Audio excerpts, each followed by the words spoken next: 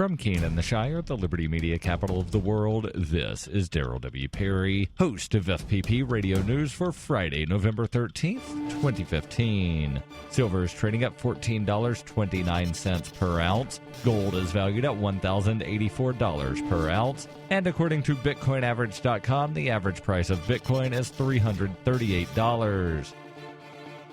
Antiwar.com reports prosecutors at the International Criminal Court reported Thursday that they have amassed evidence that the NATO troops in Afghanistan have caused serious harm against detainees involving both physical and psychological abuse by the soldiers. The revelation came in the ICC's annual report on preliminary investigations and faulted internal Pentagon investigations into the abuse, saying they never rise significantly up the chain of command nor yield any conviction of the abusers. ICC investigations into abuse in Afghanistan are likely to prove unwelcome for U.S. officials, as the U.S. is not a member of the court, though with many of the other nations involved in the occupation active members and Afghanistan itself joining the Rome Statute in 2003, such investigations are inevitable. The preliminary report also detailed abuse by the Taliban, confirming that they also committed war crimes, but this is likely to be a much less controversial finding, and the implication both of NATO forces in major abuse and the report that internal investigations are largely useless are likely to fuel some major soul-searching in some of the nations involved and likely an angry backlash from the United States.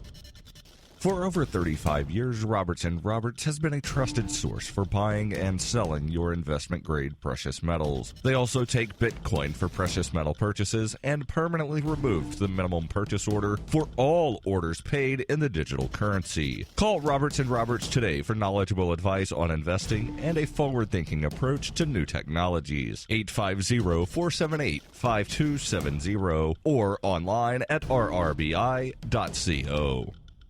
UPI reports 2 days after he first heard allegations of some type of misconduct, U.S. Defense Secretary Ashton Carter on Thursday removed a three-star Army general as his top military advisor and asked the Pentagon's Inspector General to further investigate the matter. Carter announced the firing of Lieutenant General Ron Lewis Thursday afternoon, news that took many by surprise. Neither Carter nor any other Pentagon officials revealed exactly what Lewis is accused of doing, but anonymous sources told news media that the Army general was terminated for having an improper relationship. Although Lewis will no longer serve as Carter's chief advisor, defense officials said he will return to a position in the Army. Lewis's office was immediately adjacent to Carter's in the Pentagon, and the three-star general often accompanied the defense secretary on trips abroad. As senior military assistant, his primary responsibility was to advise Carter on issues related to policy, strategy, and budgets. Elevating Lewis to the post of senior military assistant was one of the first personnel moves Carter made upon taking the defense post in February. And even though the two men are well acquainted, Carter indicated Thursday that the same rules apply to everyone on his staff.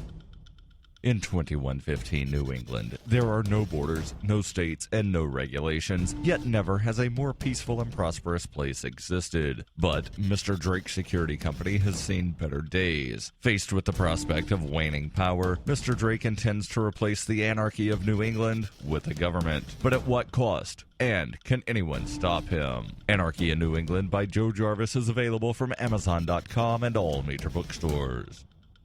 Reuters reports a married lesbian couple in Utah is preparing a legal challenge to a judge's decision ordering them to relinquish custody of a foster child because of their sexual orientation. Becky Pierce and April Hoagland, licensed as foster parents earlier this year, have cared for the infant girl over the past 3 months, while the biological mother who has asked them to adopt the child goes through proceedings terminating her parental rights. But on Tuesday, according to local media reports, 7th District Circuit Court Judge Scott Johansson ordered the baby removed from their custody, saying he had research showing that children were better off in homes of heterosexual parents. The judge's order, which the Salt Lake Tribune and other outlets said they had confirmed with the court, gave the Utah Division of Child and Family Services 7 days to find the year-old girl another home. The couple, already parents to Pierce's 12 and 14-year-old biological children, hired an attorney on Wednesday and say they intend to fight to keep their foster daughter, according to local media reports. Pierce and Hoagland say they have the support of DCFS, the child's court-appointed guardian, and the biological mother.